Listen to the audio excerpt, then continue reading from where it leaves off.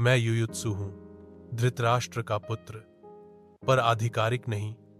मेरी मां दासी थी और मेरी पहचान अधूरी। मेरे भाई मुझे दासी पुत्र कहते थे।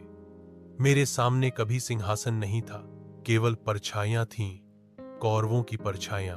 मैंने दुर्योधन को बड़े होते देखा, घमंड के साथ, क्रोध के साथ। भीष्म, द्रोण, कृपाचार्य, उनकी दृष्टि में मैं बस था, धृतराष्ट्र का परछाई पुत्र। पर मेरे भीतर प्रश्न थे, क्या यही धर्म है? क्या पांडव हमारे शत्रु हैं या हम उनके धर्म के शत्रु बनते जा रहे हैं? जब द्यूतसभा में द्रौपदी को अपमानित किया गया, मैं वहीं खड़ा था, मौन, लेकिन भीतर टूटा हुआ। मेरे अपने भाई हंस रहे थे और पांडव मौन सहन कर रहे थे।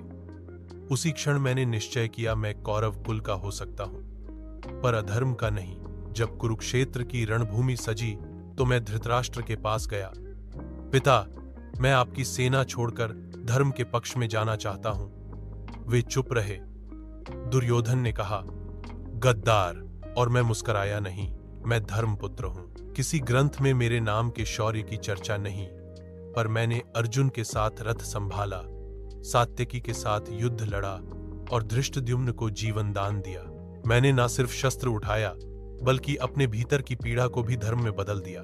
जब मैंने अपने भाइयों को मरते देखा, जब कृपाचार्य की आंखों में निराशा देखी, तो मेरी आत्मा कांप उठी। मैं धर्म के साथ था, पर क्या वंश के विरुद्ध होना वास्तव में जीत थी? जब सब समाप्त हुआ तो पांडवों ने मुझे कहा, तुम हमारे भाई हो। मैंने कहा, मैं धर्म का भाई हूं, क्योंकि अब मैं किसी कुल का नहीं, एक विचार का प्रतिनिधि था। मैं युयुत्सु हूं, अधूरे रक्त से जन्मा, पर संपूर्ण निर्णय से जीता। महाभारत के ग्रंथों में मेरा नाम शायद छोटा हो, पर मेरी आत्मा आज भी कहती है, धर्म रक्त से नहीं, कर्म से पहचाना जाता है। और जब भी कोई अकेला सच के लिए अपने ही लोगों से भिड़ता है, तो जान लो वो युयुत्सु की परंपरा है।